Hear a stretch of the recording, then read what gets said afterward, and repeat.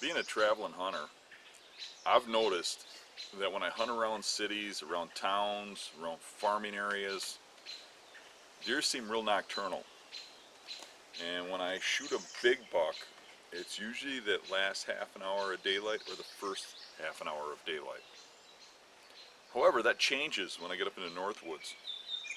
When I go into big timber, I often am impressed by how early and how late big bucks move, and how sometimes you see them in the middle of the day, 11 or 12, and I think that's because of predator impact.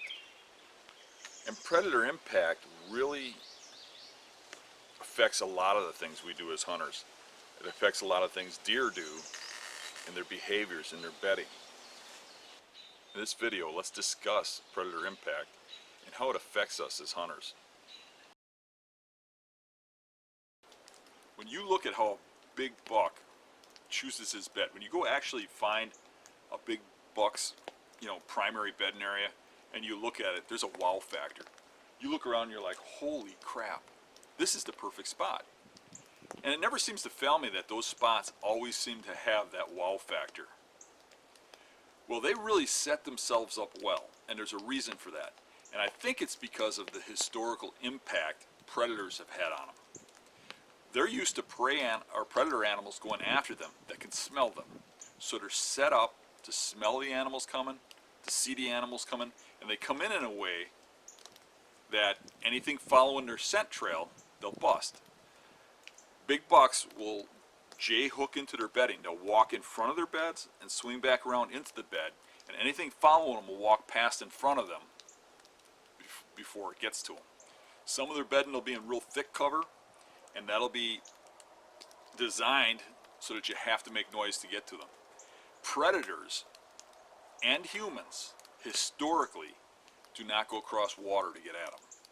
So a lot of the time, if you have low wet areas, beaver pond flooded areas, places that have brush in water, and you have little high spots, those are the best spots for big bucks, because they've learned that the wolves don't go in there, the coyotes don't go in there, and the people don't go in there. Put a couple inches of water on the ground and everybody's scared of it. Over the years, I've noticed that in big woods areas, big bucks seem to move at midday more often. Get down around the city areas and areas with heavy populations of people, no wolves, no bears, none of that, and you see a pretty nocturnal animal. But I believe that in the big woods where wolf predation is really heavy, heavier than ever in history, there are more wolves now than there has ever been, because they're not being managed properly. And those wolves hunt at night. And when they hunt at night, it makes deer move during the day, and you get more daytime movement, more midday movement. Wolves put the most impact on a deer herd. You look at northern Wisconsin, and you just go back 20 years ago, and the hunting was so much better than it is now. And that's because the wolf population has exploded, and the wolves are killing a lot of deer. And the trouble with that is they target mature bucks. And that might sound funny. You might think, well, no, they target fawns and small deer. That's not true, because they kill those mature bucks in the wintertime. When the bucks are run down after rut and having a hard time in the winter, they can get a pack on the snow and chase them things down and kill them pretty easy when they're run down from the rut. Mountain lions can eat a lot of deer and kill a lot of deer, and that's their main food source. And they can really keep a deer population in check.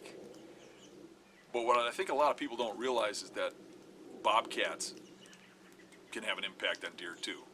Now, mainly they kill fawns.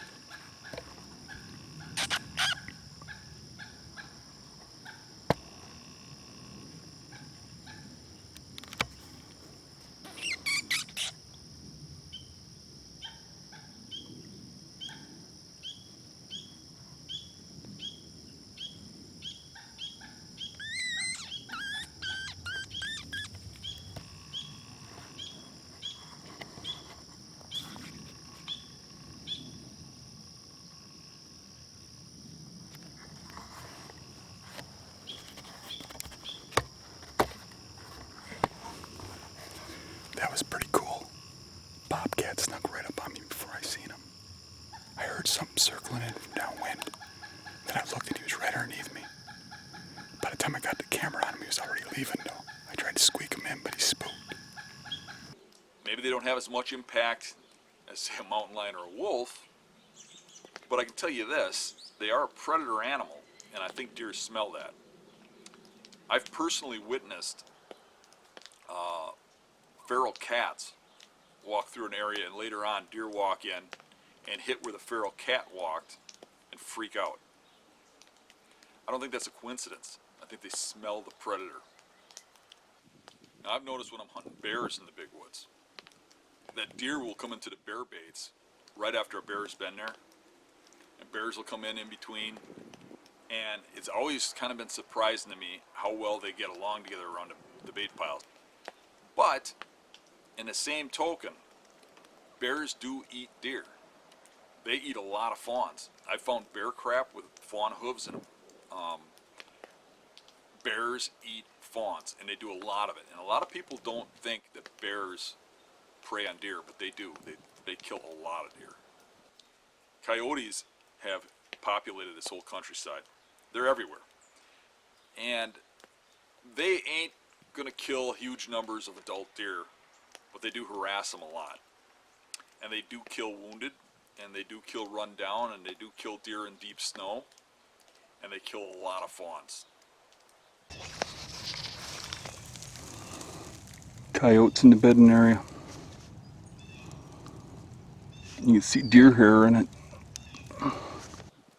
There's predators everywhere. Even though the big woods is full of wolves and they're a huge prey animal that's killing and devastating the herds, mountain lions, bobcats, coyotes, and bears still affect deer. Not near as much as the wolves do, but they still, all of those will hunt fawns, and all of them will attack deer that are run down from the rut or old or in deep snow. They all have an impact on deer and how deer react and how deer bed. And historically, that has made an impact on how they bed and why. Bears, wolves, mountain lions have more of an impact on people than they do on actual deer. There's a lot of fears associated with those animals.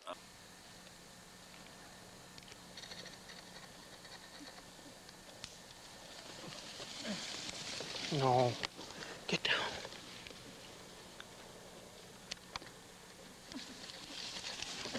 No, get down. Those animals can attack and have attacked people. And a lot of people have some great fears of getting attacked coming out in the dark or stuff. And I can understand that. I've seen some situations that are kind of made the hair stand up on my back of my neck.